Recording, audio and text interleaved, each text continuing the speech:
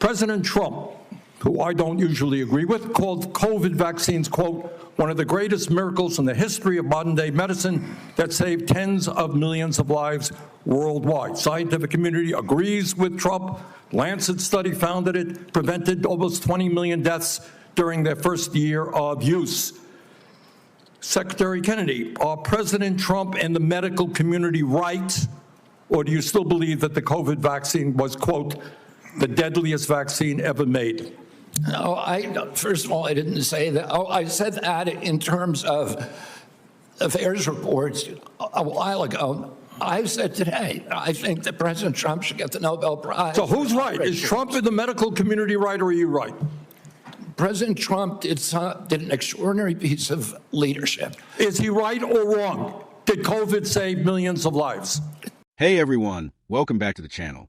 If you're new here, I'm your independent political analyst, no spin, no tribalism, just facts, context, and thoughtful commentary. Today, I want to break down a fiery exchange between Senator Bernie Sanders and Secretary Robert F. Kennedy Jr. on the issue of COVID vaccines. As I said, he got Americans back to work. At that time, that particular vaccine was perfectly matched to the virus that was circulating then. And I have no idea how many lives it saved, but it saved quite a few.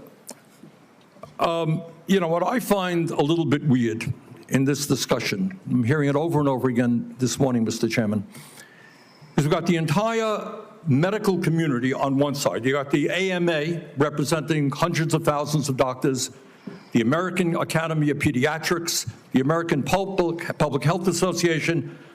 All of these organizations are telling us that COVID vaccine and vaccines in general are safe and effective. You are casting doubt on that. Who are your who are the organizations that are agreeing with you and casting aspersions on vaccines? The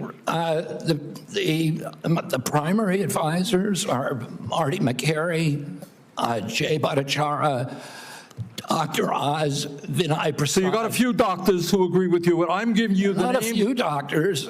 What you're talking about is there's a big difference, Senator, between established science and the scientific establishment, which has been co-opted by the pharmaceutical industry. So you're telling the American people that the American Medical Association, representing hundreds of thousands of people, have been co-opted and that they should not trust their doctors. And the American Academy of Pediatrics, and by the way, just for the record, every single Republican, I don't mean to be political here, Mr. Chairman, has received PAC money from the pharmaceutical industry. Are they all corrupt as well? And I'm telling you, the American Heart Association has been co-opted by the food Everybody industry. But you, Senator. But you know what? When you ran for president, you know, we have a corrupt campaign finance system. Maybe you will agree with me on that.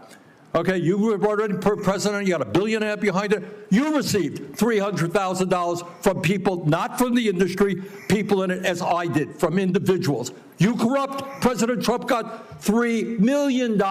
Every Republican got corporate PAC money for the pharmaceutical industry. Democrats as well. Everybody is corrupt, but you? Is that what we're looking at? I don't think so. And I think the issue now... I don't even know what you're talking about. Well, I think you do know what I'm talking about. I don't know what you're talking about. The issue is every time anyone disagrees with you... Are you saying the pharmaceutical industry was supporting my presidential campaign? I'm saying, I don't think so. I'm not saying that. I'm saying that the pharmaceutical industry is a greedy institution which is charging us the highest prices in the world. They are pervasive. But to suggest that every institution, the AMA, the pediatrics people, is corrupt because they disagree with you is an insult to the American people. Listen, people disagree with me all the time. I have arguments in my agency, heated arguments every day with Jay Bhattacharya, with Marty McCary, with Dr. Oz. You have given me the names of a few people. I have given you the names of organizations representing hundreds of thousands of doctors and scientists. I yield, Mr. President. Senator Tillis. The discussion started with Senator Sanders quoting President Trump's praise of the vaccines and citing a Lancet study estimating that nearly 20 million lives were saved in the first year of vaccine rollout. Sanders then directly pressed Kennedy. Was Trump right, or was Kennedy right when he questioned vaccine safety in the past? Kennedy clarified that he never called the COVID vaccine the deadliest vaccine ever made. Instead, he explained that earlier remarks came from citing VIIR's data, but his position has evolved.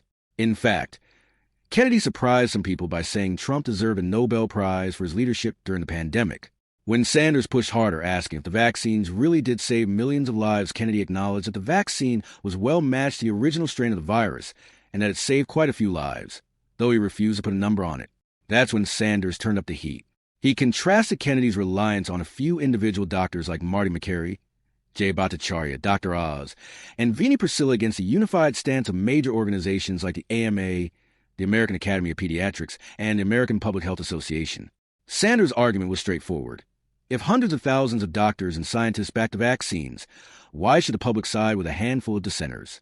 Kennedy responded by drawing a line between established science and the scientific establishment. He argued that many major institutions have been compromised by pharmaceutical industry money and can't always be trusted to put public health above profits. This is where Sanders went on the offensive, essentially accusing Kennedy of painting almost every medical institution as corrupt.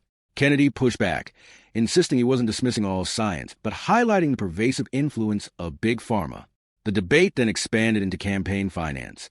Sanders pointed out that nearly every politician, Republican or Democrat, has received pharmaceutical money, while Kennedy countered that this is proof of a corrupt system, not a defense of the industry.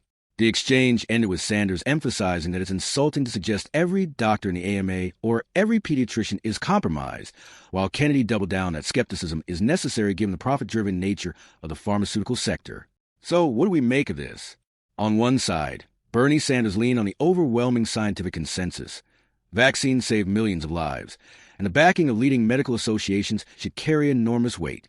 It's a strong point, especially when public trust depends on collective expertise rather than isolated dissenting voices.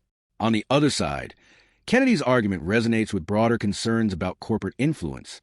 It's undeniable that pharmaceutical lobbying is massive and bipartisan.